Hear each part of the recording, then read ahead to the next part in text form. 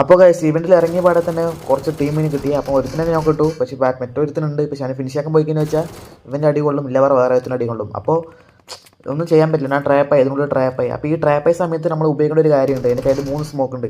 ഈ സ്മോക്ക് വെച്ചിട്ട് ഇവന്മാരനെ വൈപ്പാക്കാൻ മനസ്സിലായില്ലേ? അപ്പോൾ ക്യാമ്പ് ചെയ്തിട്ട് നമുക്ക് ഇവന്മാരനെ അടിക്കാം. ഒന്ന് കണ്ടു നോക്കുന്നു. അപ്പോൾ ഗൈസ് എൻ്റെ കയ്യിലുള്ള സ്മോക്ക് കാര്യങ്ങൾ ഞാൻ ഇട്ടിട്ടുണ്ട്. 3 സ്മോക്ക് ഉണ്ടായിരുന്നു. 3 സ്മോക്കും അങ്ങോട്ടും ഇങ്ങോട്ടും ഇട്ടിട്ടുണ്ട്. അപ്പോൾ ഞാൻ സൈഡ് ഒരു പൊസിഷൻ എടുത്ത് നിൽക്കുകയാണ്, ക്യാമ്പ് ചെയ്തിരിക്കുകയാണ്.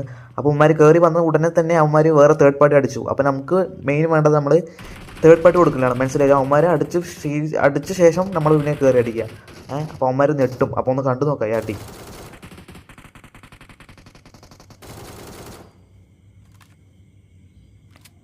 അവന്മാർക്ക് അറിയില്ല, കാരണം അവിടെ നിന്ന് അടിക്കണമെന്നൊന്നും അറിയില്ല. അവന്മാർ താനി പാനിക്കായി നിൽക്കുക. കണ്ട ഒരുത്തർ റിവൈവ് ചെയ്യുന്നുണ്ട്, പക്ഷെ അവനും പോലും അറിയില്ല അവിടെ നിന്ന് അടി വന്ന പോലും ഒന്നും അറിയില്ല. കാരണം അപ്പോൾ ഗൈസ് ഉമ്മാരൻ്റെ ലൂട്ട് പെട്ടി ഞാൻ എല്ലാം വൃത്തിയായി എടുത്തുകൊണ്ടിരിക്കുമ്പോഴാണ് ഒരുത്തൻ അതിന് ചാടി കയറി വരുന്നത്. അപ്പം ഇനി എന്തായാലും ഞാൻ ബുള്ളറ്റ് ഉപയോഗിക്കുന്നില്ല, കാരണം എൻ്റെ കയ്യിൽ ഒരു നീടുണ്ട്. അത് വെച്ച് നേരെ അവൻ്റെ അണ്ണാക്കി തന്നെ ഇടാം കറക്റ്റായിട്ട്.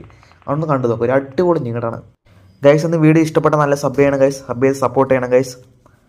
ഒരു 100 സബ്ബെങ്കിലും എനിക്ക് വേണം. അപ്പോൾ നിങ്ങളുടെ സപ്പോർട്ടാണ് എൻ്റെ വിജയം.